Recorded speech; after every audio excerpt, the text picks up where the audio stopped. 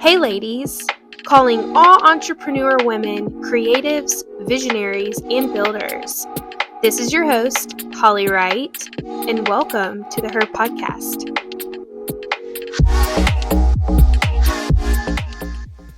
Hey ladies, thanks for joining and welcome again to the Her Podcast. I am super excited and honored to welcome a new guest speaker today.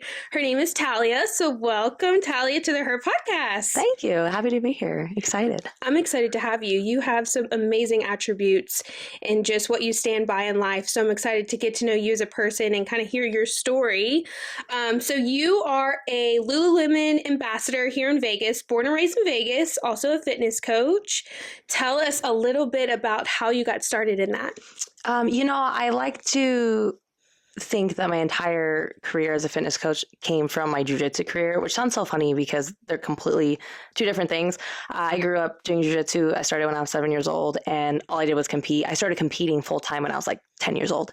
And something as I got older, I realized, hey, maybe I would get hurt less if I learned how to work out correctly, right? Because at the time I was doing like the bro dad workouts with my dad and my brother inside of our garage, and which definitely set a nice baseline for me. However, I had my first shoulder surgery when I was 16 years old. Oh, wow. From jiu-jitsu. And then I had my second one when I was 21 years old. So, within that time period, I was like, man, like if I was stronger, all I do is train with men. Like I need to figure out a way for me to exercise that will not only help with my performance in jiu-jitsu, but also keep me healthy. And once I found that healthy balance for myself, I wanted to share that with my fellow training partners. So I started by training like my training partners or MMA fighters, jiu-jitsu competitors, because we all kind of deal with the same thing, injuries, and we're very injury prone because of the way we train. So I started experimenting with, okay, well, if this worked with me, maybe this can work with them. And then that's kind of how it started. And then I went from fighters to just Gen Pop. And I realized, wow, like there's more to fitness than just preventing injuries. There's so many goals for so many different people. And then I just kind of started working with bikini competitors and then working with, again, keeping my Gen Pop there. Every once in a while, I do get a jiu-jitsu competitor that comes back, which is nostalgic, but I kind of went from injury prevention to a little bit of everything. So love that. Love the journey too. And I feel like you said earlier, everybody's different too. When I was an athlete, I feel like I was always getting injured. And back then I feel like fitness was a thing, but it wasn't such a branded thing like it is today. So I feel like the knowledge and wisdom would have helped me a long time ago. So your journey combines fitness coaching and entrepreneurship, which we love. What was the moment you realized fitness could become more than a passion and turn it into a business? I don't think I ever realized it. I think the universe realized it for me. So after I left my childhood jiu-jitsu team, I ended up picking up a part-time job as a hostess. This was towards the end of 2019. And because my other part-time job was teaching jiu-jitsu and helping run the jiu-jitsu gym that I was at the time. So I had already started part-time training people, but I never fully believed that I could do this full time because, it seems like something that you do when you're younger. Like it doesn't seem like a grown up job. And honestly, we still struggle with that perception even to this day. However, once COVID hit and, everything shut down, because I was a part-time employee at the restaurant I was working at the time, I got laid off. So I was during COVID, during quarantine, Instacarting groceries because I wasn't getting unemployment. I was training clients under the table, so I wasn't getting compensated for that. So what I did was during COVID, I recorded all of my workouts. I was working out 2, sometimes 3 times a day because that's all I had to do because we had a home gym. I had borrowed equipment from the gym that I was working at the time, and I just filmed everything. I filmed all of my workouts. I posted them all over Instagram, and by the time that the gyms opened back up June 1st of 2020, I had a full roster of clients because I was amazing. Like, well, I don't have a job to come back to. So might as well, instead of being part-time, let's try this full-time thing. And it worked out. So I honestly didn't think it could work out. And the universe was like, no, let me show you that it's supposed to. And ever since then, I've always had a full roster of clientele. Like, I'm That's very amazing. grateful and blessed for that. I feel like a lot of people overthink the entrepreneurship journey too. I know for me back in the day, I never, like, I always wanted to do my own thing, but I never saw myself owning like my own business and running things that I run. But I feel like when your passion and purpose align, and then, like you said, it just naturally comes together. I feel like those are the best stories, more authentic of becoming an entrepreneur, because you're like, your passion has turned into your purpose and it naturally just unfolds. Yeah. Rather than forcing something. Because I know a lot of people are like, oh, I just want to be an entrepreneur. Like, what can I create? What can I brand? What can I make? Yeah. But I think when life unfolds so naturally, that those are the best stories. Let's talk a little bit about Lululemon, which this is super cool. We love Lululemon. Becoming a Lululemon ambassador is a big milestone for you. Can you walk us through that process of what brands look like for you when choosing ambassadors? So I will say that the opportunity, I didn't even know Lululemon ambassadorships existed. And I've been wearing Lululemon, like, even when I was competing in jiu-jitsu still, like, I've loved Lululemon through and through. And a friend that I worked with at the time was a Lululemon ambassador. I was like, wow, that's super cool. I didn't even know that was a thing. I thought only famous people got sponsored by Lululemon, right? Or famous athletes. And I think they highlight locally, right? Is that correct? Yes. Okay. Yes. So every store in Las Vegas has its own group of ambassadors, anywhere from 1 to 3 ambassadors per Lululemon store. So my friend at the time, his contract was ending, and he was very thoughtful when they had asked him if he knows anyone that would fit the mold of a Lululemon ambassador, and he brought my name up to them, and he introduced me to the manager at the Miracle Mile Lululemon at the time. And which is on the Strip, a big deal. Thank you. You know, that is a big deal. Of all places in Vegas, I'm like, I was talking to April the other day, and I'm like, oh my gosh, she's literally on the Strip. It's insane. Like, being born and raised here, and like, you know, we were chit-chatting earlier about how people that are born and raised here hate Vegas, and I don't. I love my city. I've always loved my city. So to be able to represent my city on that's so cool. the Strip, it still feels surreal. Every time I go into the store, I can't make eye contact with myself. You just see your billboard on top. Like, whoa. That's so cool. But you know, even though he introduced me to it, it was up to me to show them, like, hey, like, I care about the community, and I love what I do. And, you know, I gave them a self-defense seminar. They were really interested, and, you know, learning that for me. So I gave them a self-defense seminar. And then when the time came, they had asked me, and I felt so honored. Like, even to this day, because that was my first contract. I recently just February. Just did another one. They asked me to resign, and I felt so honored because Miracle Mile Lululemon actually closed towards the end of my contract, or I'd say within like 8 months left of my first contract, and they brought me over to the new store on Boulevard.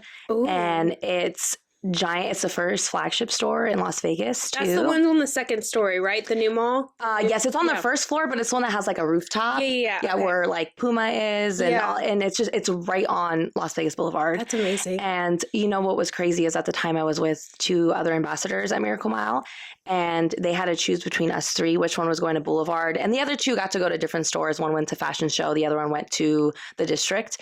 And when she told me that I was going to Boulevard solo, I was like, are you sure? Me? Are you sure?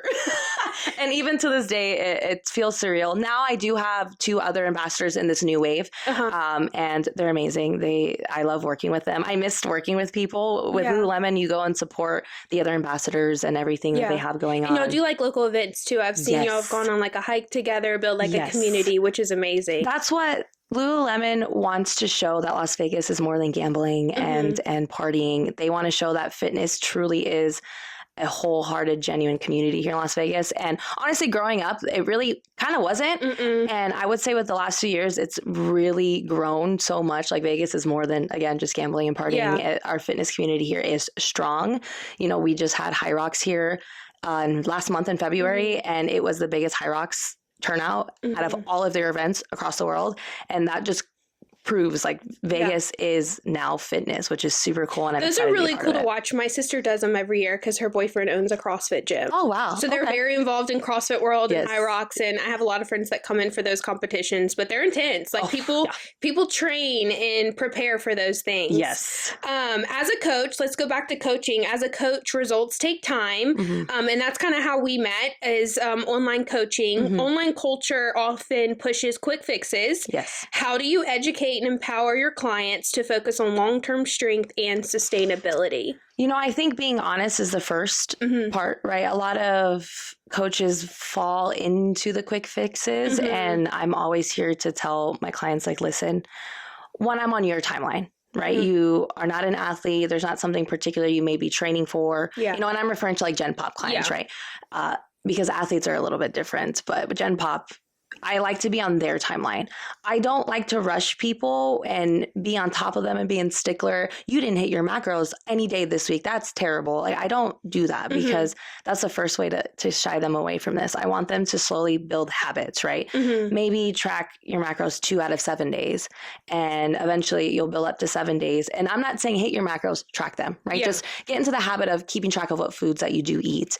And I like to be on their timeline because if you try to force anything, it never works. I mean, I have this client and her name's Sarah, and she started with me. It took 2 years for her to finally listen to what I was suggesting for her. Do, this for your macros, follow this program outside of our sessions in addition. And she's arguably one of the best transformations I've ever seen. I mean, she was about 180 pounds and now she's 130 pounds. She's kind of jacked. I'm not going to lie. Like sometimes she's training. I'm like, geez, she's kind of jacked.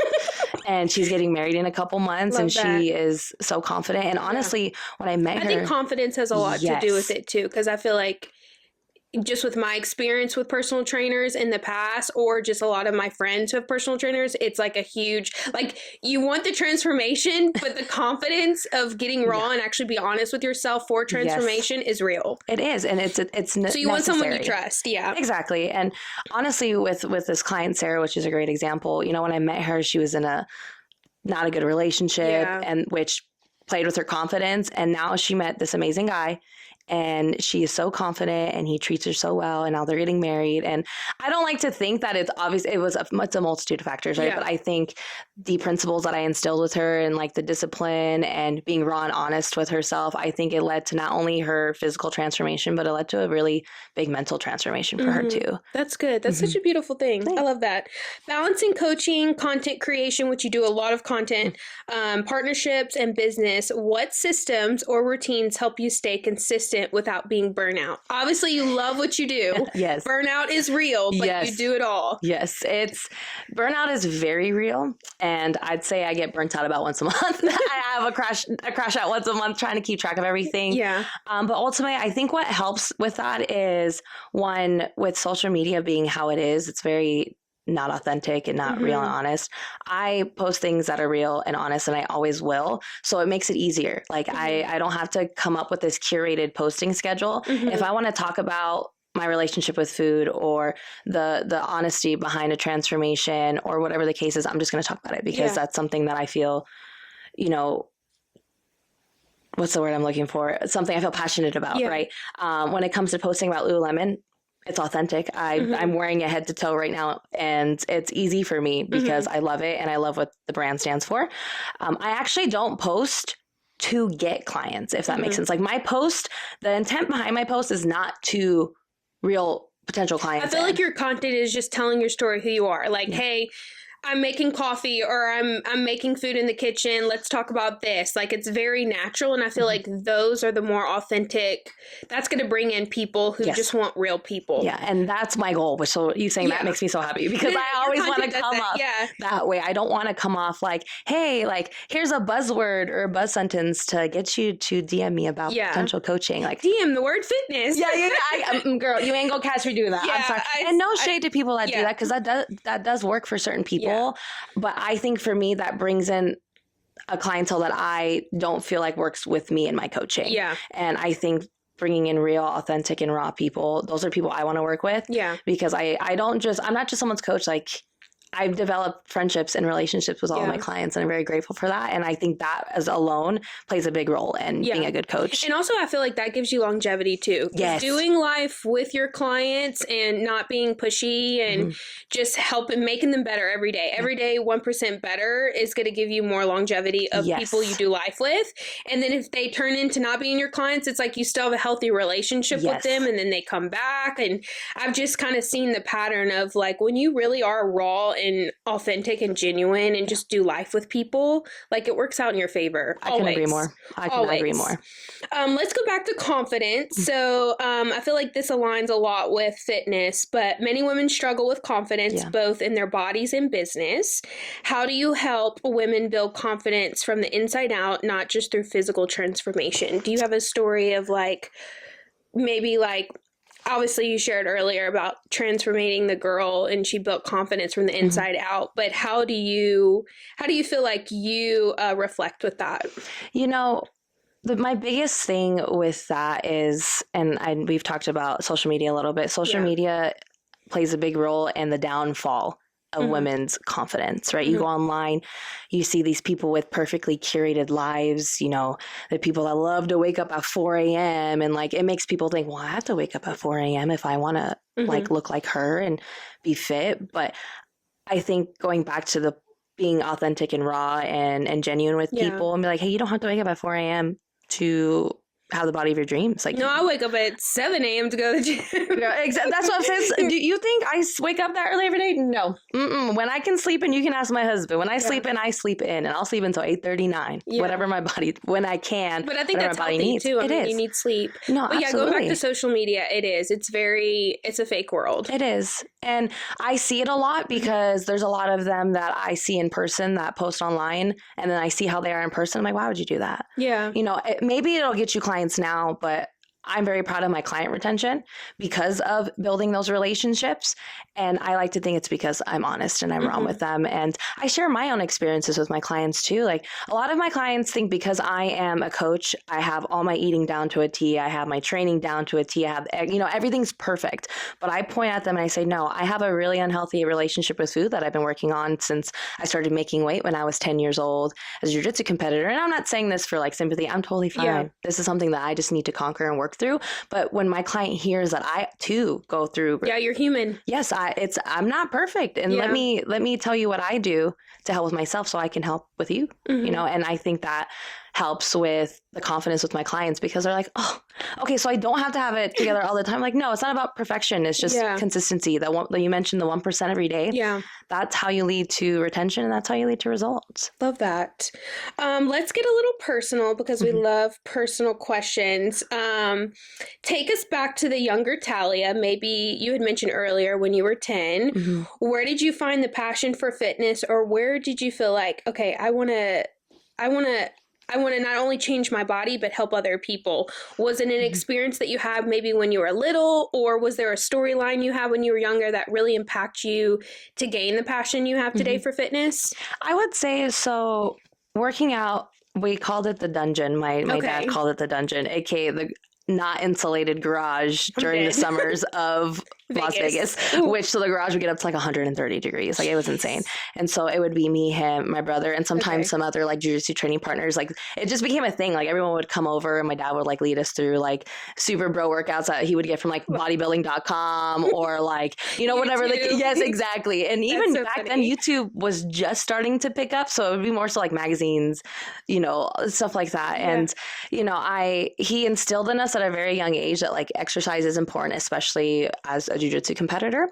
And I think that started to become more and more prominent to me when I was a senior in high school. I got my first gym membership at LVAC. And I used to go after school, but I didn't drive, so I could only go when my aunts or my mom would go, because we all got the membership together so I could go. And I started experimenting with machines and meeting different people who like wanted to be bodybuilders or were soccer players or whatever the case. So I was meeting different people at this gym, and I was still competing in jiu-jitsu full time. So that's when I kind of started getting interested in fitness. I was like, oh, like I need to go to the gym. Like I used to be that girl that would go with my friend at like 10 o'clock at night to LVAC because I really wanted to get a workout in and I was busy all day. And then I went from a commercial gym to a private gym. And the first gym that I was at, I started in their garage, and then they ended up finding like a storefront for their gym. And that's when a whole new world of fitness kind of opened up to me. And I discovered independent training. And I was like, oh, so you don't have to work at a commercial gym to be a trainer. Like, I can be my own trainer and find my own things. And honestly, my biggest thing was working with a coach, like working with coaches and learning the way they programmed and why they programmed that way was where I was like, oh, they can do that. I can do it too. And then I just started with, my mom as a client, and then her coworker. They were like my first clients. And then it just kind of branched from there to like my jiu-jitsu training partners. And then it opened up, and I was like, I really enjoy this, but I just don't know if like financially, like I can have a life. Turn this into like a job. Yes. Like I honestly didn't think it was possible. And then I saw other people do it, and I was like, well, if they can do it, I'm type A person. And same. I have a vision for everything in my head, and it might sound crazy, but I do. And I was like, I think I can do this, but I'm kind of worried, at the time my parents wanted me to do like a more traditional job. Yeah. And so I was like, maybe I should like just focus on that, lean into that. And then again, COVID happened and was like, no, this is what you're supposed to do. Love that. That's kind of like my story too. Like when COVID happened, I was working for a big marketing company in San Diego, corporate girly all the way. Yes. Sitting in a cubicle 9 to 5. I hated it. I will never go back.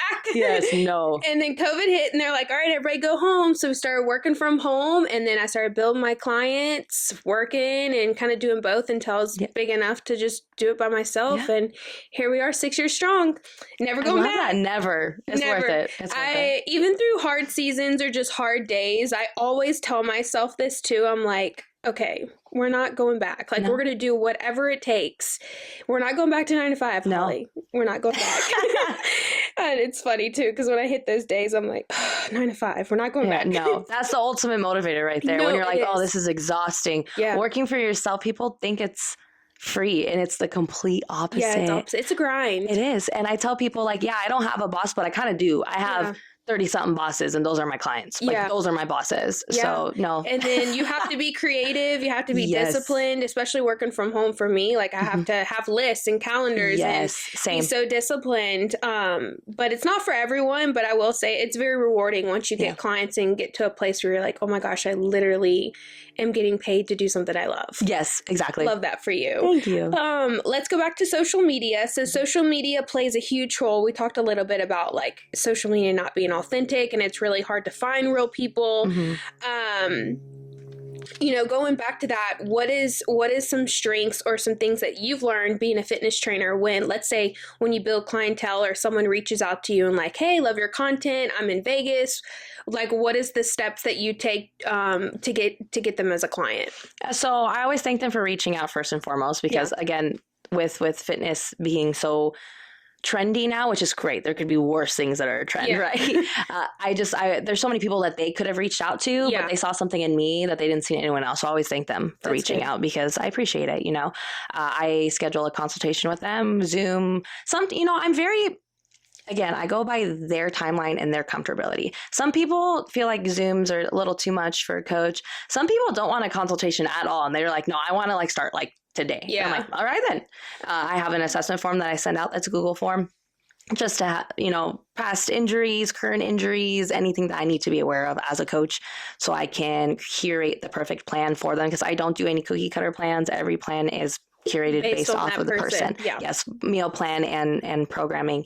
And again, I base off of them. If they want a phone call, we hop on a phone call. If they do want the Zoom call, we do it. If they want to start right away, we also do it. I kind of have found that having like a very like, no, we need to jump on the Zoom call. Like you have to.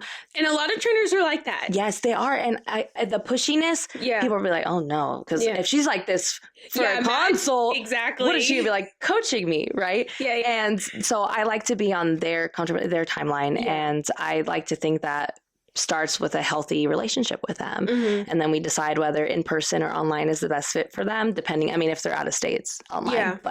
And then would you say the majority of your clientele is in person or online, or in person? In person, and for the longest time, especially because my husband does it full time online, like I think about, right, there's pros and cons to working at home full time and then being in a gym full time. There are days where I'm like, man, I wish like I was mostly online. So like things are a little bit different. But then I look at my husband's schedule, and I mean, he's working from sun up to sundown. Yeah. And I might be at home, but he's like, man, I'm craving human interaction. Yeah, like I need to see people. Yes. And then for me on the opposite end, I see people all day between coaching all of my clients all day, because I am mostly in person, and then also being the manager of the strip barbell. Like, I'm managing people that are coming in just to work out themselves. I don't really manage the trainers because they all work for themselves, but like things within the trainers they manage and things like that. But I'm mostly in person. I'm very blessed to say that I'm not taking on any more in-person clients. I rather save room for my in-person clients to be able to book an additional session versus grabbing someone that only wants to come one time a week, because I know. And I'm honest with people. Like, some trainers like, well, it's one time a week. Like, that's X amount of dollars. And I'm like, well, no, realistically speaking, you're not going to see results going to the gym one time a week. Like, you're just not. And I make sure I tell them that when they inquire about one time a week. I'm like, listen, like, if you want to get the most bang for your buck and like see results, I got to see you a couple times a week, you know? Yeah. So. Love that. Yeah. Can you share a challenge or a setback you faced in your entrepreneur journey, and what that season taught you about resilience and maybe self-trust?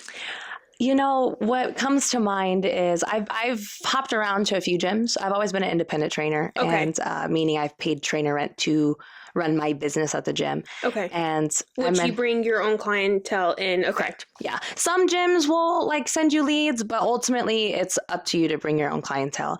And I mentioned earlier having like a vision for everything that I do, and that includes the facility that I train my clients at. I have a certain standard for them because they deserve it.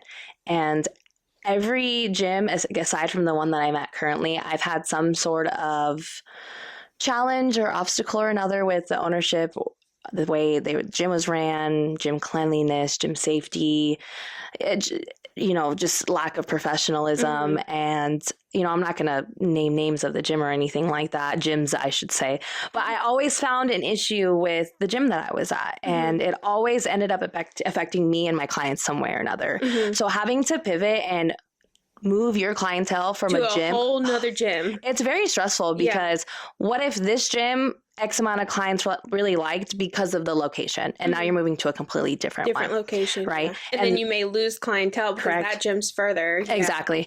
And this is where it comes to building that relationship with your clients is so important, because the only time I had lost clients from a gym transfer was the very first time when I left the very first gym I started at to the second one. I did lose a couple due to poaching and different things from that initial gym. And that was tough. That was like almost like a coach heartbreak, because I'm like, no, like they're not going to care for you the way I do. Like but at the same time, I'm not going to here to beg. And if that's what you feel you need to do, then that's what you need to feel that you need to do.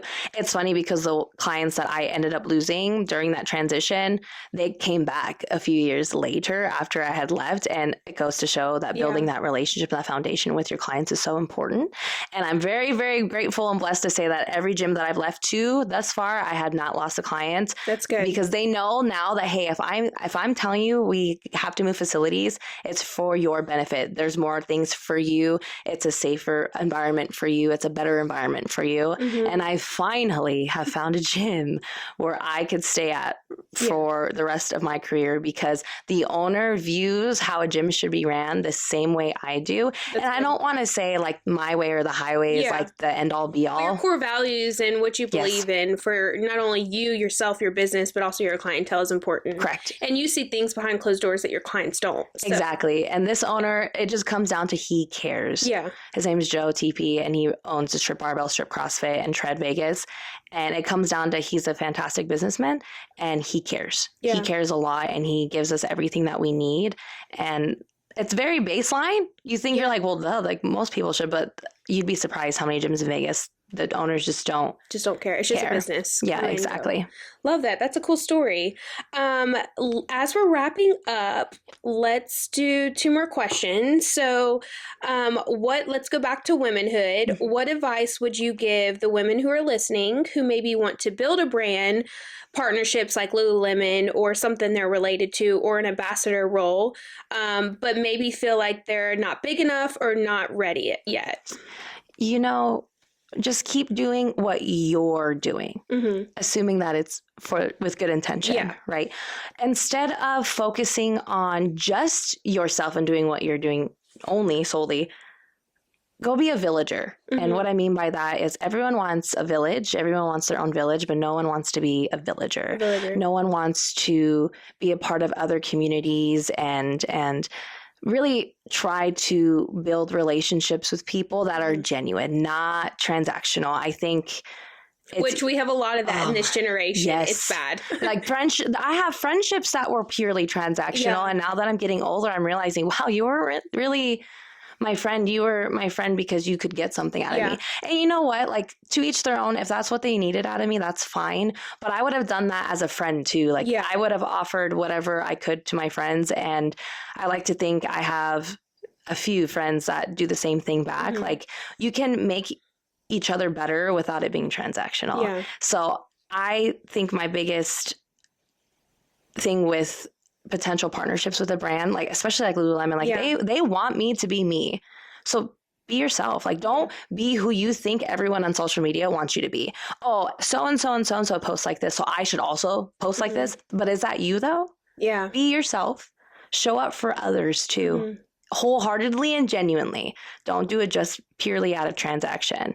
Like, I get it. I've done things for my Lululemon partnership to kind of like get the ball rolling. Like, hey, I'll give you a free self-defense seminar, you know, but that's mostly so they can get to know me and see that like I do care. And a free self-defense seminar means the world to me because then I can share that side of me with you and hopefully keep you safe. And, and you know, it also connects you guys so they can understand your story. I love that too. Yeah, it's really hard. I mean, being in I'm in my 30s, so now I'm at a place where I'm like, my small group is great. Yes, like, and I'm starting to get there. I turned 30 this year, and I've realized that friends that I had, even most recently, I don't think our goals align and the way we see people and treat people align. And honestly, that's okay. I'm okay. Doesn't have to be a big dramatic fallout either. It's just like, hey, listen, like I wholeheartedly care about people, and I, you know, and if I don't see that you do too, and I'm not even just talking about me, like, oh, you need to care about only me. No, I mean, like, I see the way people treat other people, and I'm like, I'm okay. I want things to be genuine. That's something I've really paid attention to going on friendships. I feel like in my 20s, I wish I would have I knew core values and I knew where I stood, but I also felt like I was like the best friend to all these other girls and it wasn't reciprocated. So kind of like you said, transactional. And so as you get older, I'm like, okay, these are my core values. This is what I stand for. I'm a very like goal driven person. Same. And so it's important for me to do life with other girls who have the same mindset. Correct. And finding that mindset in other women is hard too. Like, but once you find your community, I feel like there's longevity in those kind of friendships too. But it's okay if it's small because it's healthy. And I think it's hard that you mentioned like the goal driven, because I am around a lot of goal driven people, which is amazing. But again, it comes down to, okay, you're goal driven, but are your relationships transactional or are they genuine? And that's like where I'm currently at in like my own like life, where I'm like, okay, you're goal driven, love that. So am I. Let's make each other better. You can stay in the same community. Yes. But is it transactional, or do you like actually want to be my friend? And like, do you care what I did on Saturday night? Or like, do you have like my best friend Savannah and I, we do like our mental checks. We're like, hey, you good? Yeah. Like, are you actually good? Because she's also an entrepreneur. So like, I'm like, hey, are you okay? She's like, are you okay? Like, to have a friend that you can like check in like periodically, like we do it at least once a week. We're like, good, I love that. Good. Yeah. Because again, being an entrepreneur, it's amazing. It's rewarding. It's hard. Yeah, it's really hard. You're never off. We work 365 days a year, which I love. I love what I do. And I'm very passionate. I get to share that with everybody, but it can be a lot. It can be a lot. So having that group of people, because those group of people is what's going to lead you potential partnerships that actually mean something. And I like to think that's why I got Lululemon, and I will do whatever I can to stay within that partnership, because I love the brand, and I love because all the people that are ambassadors in this brand, that's who they are. They genuinely care about people and they want to help people succeed. And you know, one of the ambassadors always says there's no you without me and there's no me without you. And I couldn't agree with that more. That's so good. Well, wrapping up our podcast, one last question for you, which I love to ask this question because it makes us think. But if you could go back to Talia, maybe 10, 12 years old, knowing what you know now, you're very involved in ambassadors, you're married now, you have a huge community of fitness girls, you're around women a lot. And I love that. If you could go back to maybe 10 or 12-year-old Talia, what are 3 things that you would encourage her or tell her now for the young younger girls who are listening? One, don't change anything you're doing. And I'm not saying I did everything perfect. I did not. I dropped out of college. There's a lot of things that I could sound, that I could sound regretful for. Mm-hmm. I don't, because it led me to where I am where you now. Are today. Yeah. I have a beautiful marriage. I have a beautiful business. I have a beautiful life. So don't change anything. Just keep doing what you're doing. 2, not everyone is out to get you. Mm-hmm. I'm a huge people pleaser, or I have been. I like to think I'm getting better at it. Like, I'm not as bad. But younger me was very concerned with what everyone thought of me. And I didn't want people to be mad at me. So not everyone's out to get you, girl. Mm-hmm. Not everything's about you, I promise. And number 3, number 3, I'd probably say listen to your gut more. Because I was a people pleaser for a long time, I didn't listen to my gut a lot, which led to, bad decisions, bad relationships, bad friendships. And it's because I didn't listen to my gut. And guess what? My gut, aka, was my mother, because my mom was always right. She'd always be like, I don't know about this. I don't know about that. I'm like, nah, I got this. It's fine. Even though I also had that feeling in my gut. And then she ended up being right. And she's like, told you. And it's amazing how older we get, we realize that, man, mom was right. Oh my gosh. They always think about that all the time. Like, remember that time? And I'm like, now that I'm like older, I'm like, sorry. Yeah. My bad. Or I look back and the other day I was just driving and I was like thinking about my past for some reason, or just poor decision. I'm like, me and Holly, like the person you are today would have never given energy to you. Cringe. You're like, no. But you know what? Yeah. We all no regrets. Yeah. We learned whether we made the decision we shouldn't have or if we did. And so I'm grateful for all of the rocky times and all of the good times too. Yeah. And I love what you mentioned earlier. Don't change anything. Because I feel like coming from a family that's like, go to school, go to college, like here's your life path, and this is what's going to lead you to success, but then failing along the way, and then everything just not making sense, but also turning into purpose is such a beautiful thing. Exactly. You don't know the whole plan. No. And that's the cool thing. And when you become an entrepreneur, you can look back and be like, oh my gosh, it all made sense. Yes. Don't take those times for granted, even if during it felt like the world was ending because you made the wrong decision. Yeah. It's always going to guide you in the right way. So love that. Well, thank you so much for being here. Love your story and just what you stand for. You're always so busy and killing it, and super proud of you. I mean, being a Lululemon ambassador is a big milestone, but also just transforming people's lives. You know, fitness is a very hard, I would say, just it's a hard, like with our generation and where we are today with fitness, it's very saturated. That's the word I was looking for. Yes. So being authentic and standing out and staying true to who you are. I mean, your content shows it, and you as a person shows it. So only up from here. I appreciate it. Thank you so much for being on our show. Yes, and ladies, thanks for tuning in. She will be all over our social media. So make sure you connect with her. Follow Talia. If you are in Vegas or need an online coach, make sure you connect with her. She's the real deal. And Talia, thank you for being on today's show. Thank you for having me.